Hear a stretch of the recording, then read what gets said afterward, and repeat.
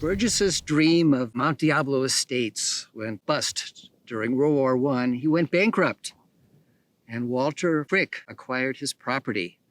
But it was about this time that citizens and local community officials and politicians got together and began to agitate to start Mount Diablo State Park.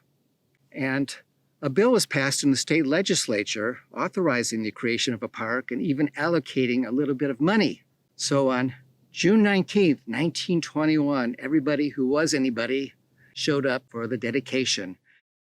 By the end of the 1920s, the legislature had passed a revenue bond to establish a California state park system.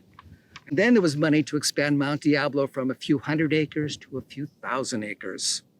And again, that called for a ceremony, this time in April 1931 up at Rock City. And this being the second year of the Great Depression, everybody decided they wanted to be at that big dedication.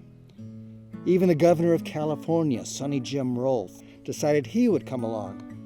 So on the morning of April 26th, 1931, people started to assemble at Rock City. 3 high school bands were bussed up and began playing.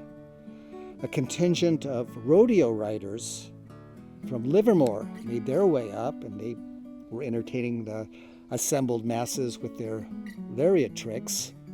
A PA system was set up in eager anticipation of the dignitaries that would soon be motoring their way up the top.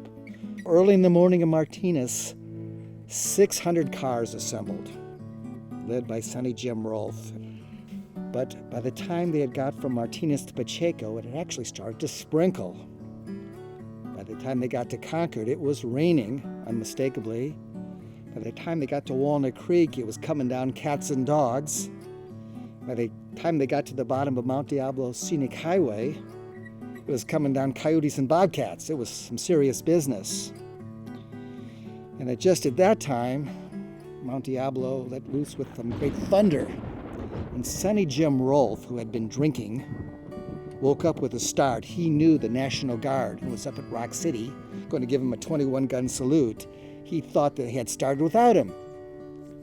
One of the folks in an adjoining car noted Sonny Jim was already drunk as a skunk. This wasn't going to be pleasant. So it was decided that rather than try to make their way up, they would retire to the grounds of the Diablo Country Club. And that's where they had their little ceremony. Well, the poor folks that were assembled up at Rock City, they had no choice. They had to wait out the deluge. Some of the cars up there had become mired in the mud, and that was a problem. They tried to push them out with man and woman power. That didn't work. All looked lost. And that's where the rodeo riders from Livermore came in handy. They lassoed the cars with their ropes, and they were able to pull them out to safety. And they made their way down. Anyway, it was all too much for the poor park warden. But he had just started. And the next day he checked himself into Martinez Hospital in a state of near collapse. One of the participants up at Rock City said, well, all I can say is today Mount Diablo sure lived up to its name. And that was the story of the second dedication of Mount Diablo State Park.